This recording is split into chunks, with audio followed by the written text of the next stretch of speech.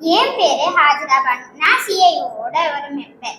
இந்த கேம்பெயினோட முக்கியத்துவம் tree plantation. நாங்க ஏன் ட்ரீ பிளான்டேஷனுக்கு இவ்வளவு முக்கியத்துவம் கொடுத்துருக்கோம்னா, இப்ப டெல்லியில பொல்யூஷன் ஸ்ப்ரெட் ஆயிருக்கனால அவங்களுக்கு ஃப்ரெஷ் ஏர் ப்ரீத் பண்ண முடியல.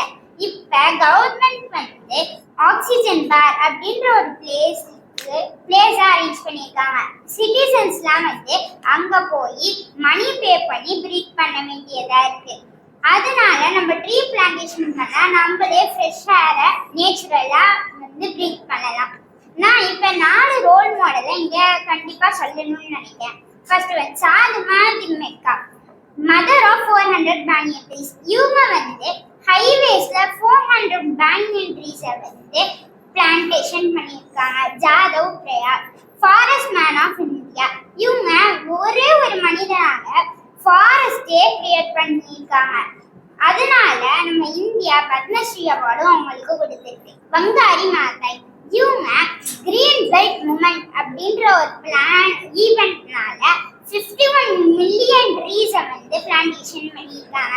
இதனால அவங்களுக்கு நோபல் பரிசு பெற்றிருக்காங்க. அக்கீரா மியாவாக்கி, இவங்க மியாவாக்கி ஃபாரஸ்ட் அப்படின்ற ஒரு பிளான்னால ஒரு ஃபாரஸ்ட்டை கிரியேட் பண்ணியிருக்காங்க. இப்ப நம்ம சிட்டிஸ்ல ட்ரீ பிளான்டேஷன் பண்ண இடமே இல்லை.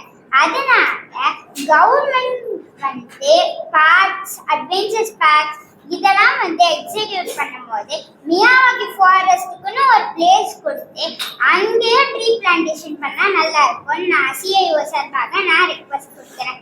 அதே மாதிரி இந்த மியாவாக்கி ஃபாரஸ்ட்டுக்கு ஒரு ஸ்கொயர் ஃபீட்ல 3 to 5 ட்ரீஸ் வரைக்கும் வைக்கலாம். அதே மாதிரி நம்ம பயோடிகிரேடபிள் வேஸ்ட்ல வேற எங்கேயாச்சும் வேஸ்ட்ல போடாம அந்த மியாவாக்கி ஃபாரஸ்ட்ல போட்டா அந்த ட்ரீக்கு growth நல்லா இருக்கும். அதே மாதிரி பொல்யூஷனையும் கம்மி பண்ணலாம். கடைசியில கவர்மெண்ட்டுக்கு நான் ஒரு மிகப்பெரிய ரெக்வஸ்டையும் சார்பாக வைக்கிறேன்.